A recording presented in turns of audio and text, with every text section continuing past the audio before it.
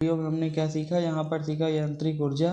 फिर यांत्रिक ऊर्जा दो प्रकार की बताया गया और दोनों प्रकार को हमने क्या किया, फार्मूले बताया और फार्मूले के साथ उसका डायमेंशनल फार्मूला भी बताया। अब यहाँ पर आप देखेंगे नेक्स्ट वाला मैकेनिकल पावर देखा, फिर इसका फार्मूला सब देखा गया। उसके बाद ये क्या हुआ, 1 हॉर्स पावर में कितने जूल और 1 किलोवाट में कितने हॉर्स पावर, ये देखा गया। Okay, welcome once again in Poly Knowledge YouTube channel. तो गाइस आ गए अपने चैनल पर एक नया वीडियो लेकर, जिसमें हम आपको पढ़ाएंगे मैकेनिकल एनर्जी, यांत्रिक ऊर्जा।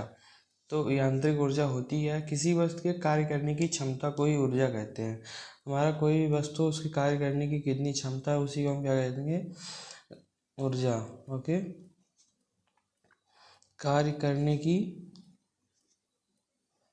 क्षमता किसके बराबर होती है, ऊर्जा की। ओके, इसे हम क्या करते हैं, जो हमारा यांत्रिक ऊर्जा, इसे हम क्या कर सकते हैं, कितने प्रतीकात्मक अक्षर से व्यक्त कर सकते हैं, के, यू या ई। आप इन तीनों में से किसी का भी यूज कर सकते हैं। इतने प्रतीकात्मक अक्षर से इसे व्यक्त कर सकते हैं। इसका मात्रक कार्य के एक रूप में होती है। तो इसीलिए हम क्या करेंगे, जैसे यांत्रिक ऊर्जा जो है, ये जैसे हमने कार्य जो किया उसी का मात्रक होता है, जो वही होता है यांत्रिक ऊर्जा का मात्रक। क्योंकि ऊर्जा और कार्य अगर सेम है तो जो कार्य का मात्रक रहेगा वही ऊर्जा का मात्रक रहेगा। तो ये क्या होता है, ये दो प्रकार का होता है यांत्रिक ऊर्जा। कितने प्रकार का होता है, दो प्रकार का होता है। नंबर एक है काइनेटिक एनर्जी, इसे कहते हैं गतिज ऊर्जा। Okay, kinetic energy. और नंबर दो है हमारा क्या, पोटेंशियल एनर्जी। क्या है, पोटेंशियल एनर्जी, जो कि हम कहेंगे स्थितिज ऊर्जा। ओके, तो इस प्रकार से हम आपको क्या पढ़ाएंगे, एक बार गतिज ऊर्जा और दूसरा स्थितिज ऊर्जा। ओके, तो ये हमारा है क्या, काइनेटिक वाला गतिज ऊर्जा। तो ये हमारा क्या होता है, गतिज ऊर्जा क्या होता है, किसी वस्तु में गति के कारण, कोई वस्तु है जैसे मान लीजिए हमारा टू व्हीलर है, वो गति के कारण क्या कर रहा है, वर्क कर रहा है। तो वही क्या है, गति के कारण जो वर्क होता है वही गतिज ऊर्जा कहलाती है। किसी वस्तु में गति के कारण कार्य करने की क्षमता को क्या कहते हैं, गतिज ऊर्जा कहते हैं। अब आपने पढ़ा होगा कि गति का समीकरण क्या होता है, v स्क्वायर बराबर यू स्क्वायर।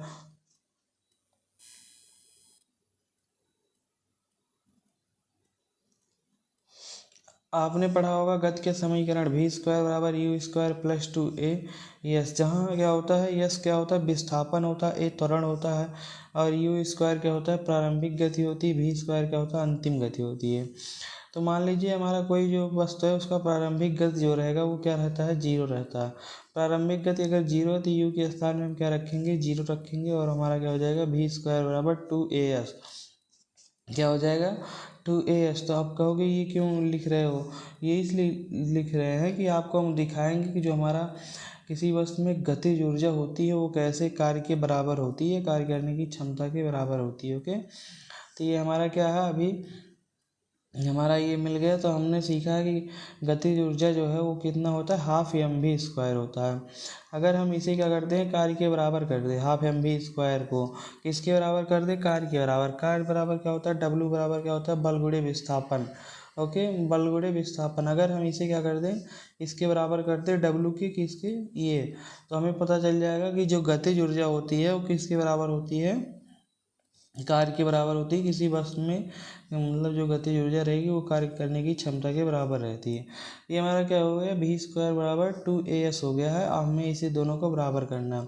तो हम जानते हैं कि बल बराबर क्या होता है, F बराबर क्या होता है, m में होता है।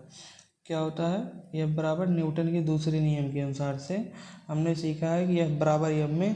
तो हम यहाँ से क्या करेंगे, a का मान निकाल कर यहाँ रख देंगे। तो यहाँ से a का मान क्या होगा, a बराबर होगा F बाई एम। तो यहाँ जैसे ही हम रखेंगे v square 2f/m into S, तो हम क्या करेंगे, m को इधर ले जाएंगे और 2 को इधर ले आएंगे। ओके, तो हमारा क्या हो जाएगा, 1/2m v स्क्वायर और बल गुणे विस्थापन। तो ये हमारा क्या था, पहले से ही विस्थापन था, और F क्या है, बल। तो इस प्रकार से हमने क्या कर दिया, जो किसी पिंड में गतिज ऊर्जा होती है वो किसके बराबर सिद्ध कर दी है, वर्क के। तो इसका क्या मतलब हुआ, किसी भी पिंड में जो गतिज ऊर्जा के कारण कार्य करने की क्षमता है वही क्या कहलाती है, हमारी ऊर्जा कहलाती है।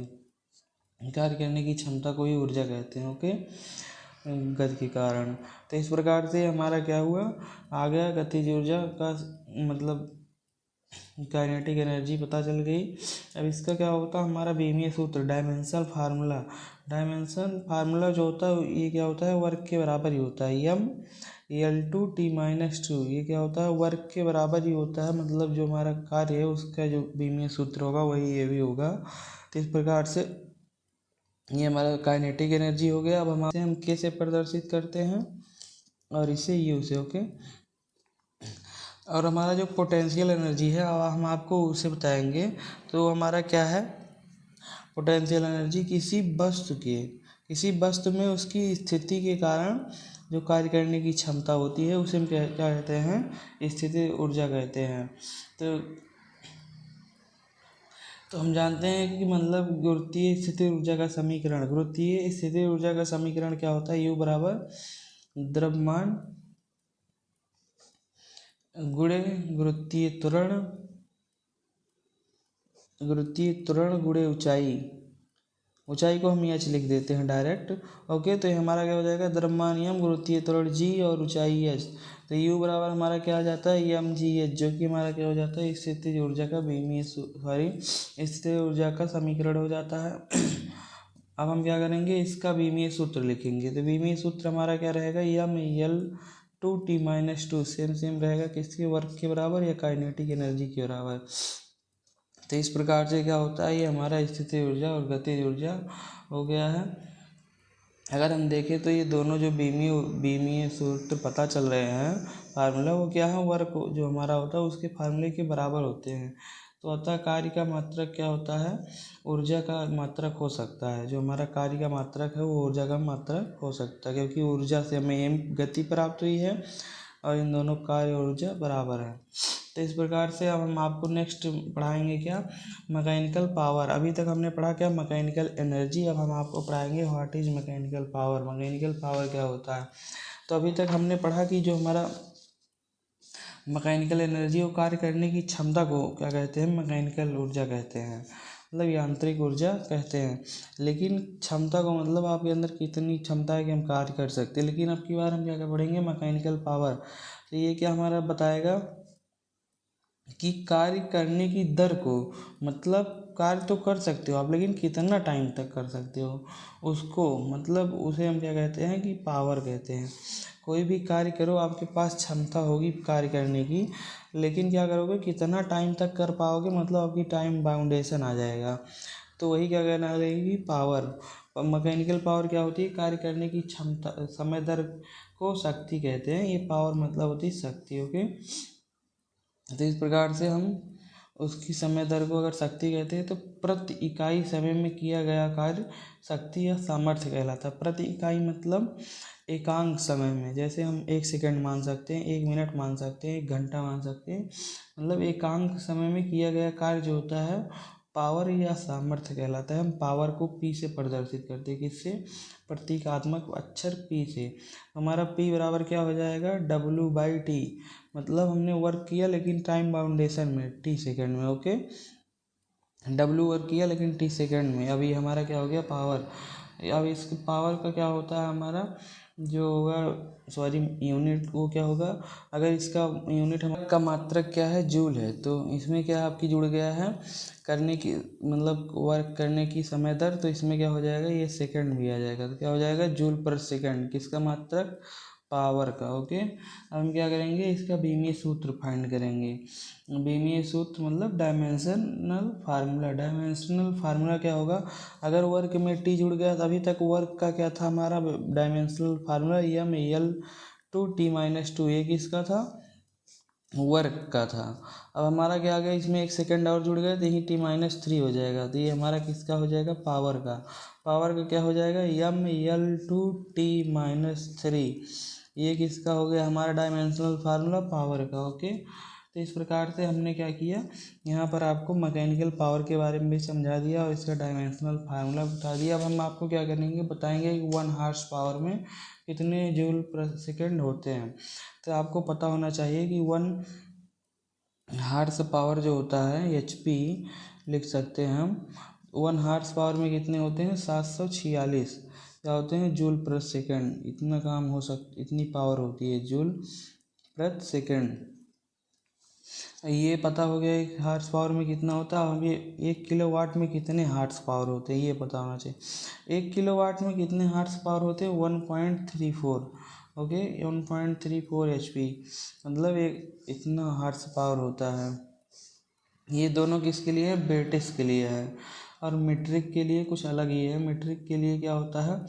मीट्रिक के लिए ये हमारा किसके लिए है? बेटिस के लिए है।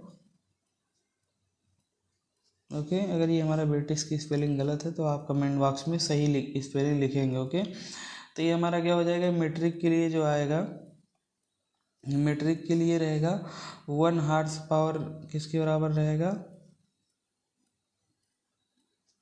1 हार्स पावर हमारा रहेगा कितने के बराबर रहेगा? 0.735 किलोवाट के बराबर रहेगा। ओके, किलोवाट के बराबर रहेगा। और 1 किलोवाट किसके बराबर रहेगा? 1.36 HP। ओके, ये मीट्रिक के लिए हो गया है। इसके लिए हो गया है, मीट्रिक के लिए हो गया है। अगर यहीं आप देखें तो ये हमारा क्या है? अगर इसी को हम क्या करें, इतना किलोवाट जो है इसी को हम लिख सकते हैं 735.5 जूल पर सेकेंड। या इस वीडियो में हमने क्या सीखा? यहाँ पर सीखा यांत्रिक ऊर्जा। फिर यांत्रिक ऊर्जा 2 प्रकार की बताया गया और दोनों प्रकार को हमने क्या किया? फार्मूले बताया और फार्मूले के साथ उसका डायमेंशनल फार्मूला भी बताया। अब यहाँ पर आप देखेंगे नेक्स्ट वाला मैकेनिकल पावर देखा, फिर इसका फार्मूला वार्मूला सब देखा गया। उसके बाद ये क्या हुआ? 1 हार्स पावर में कितने जूल और 1 किलोवाट में कितने हार्स पावर, ये देखा गया। ओके, थैंक यू दोस्तों। अगर आपको हमारा ये वीडियो अच्छा लगा हो तो लाइक शेयर सब्सक्राइब करें। नेक्स्ट वीडियो में मिलते हैं जल्दी।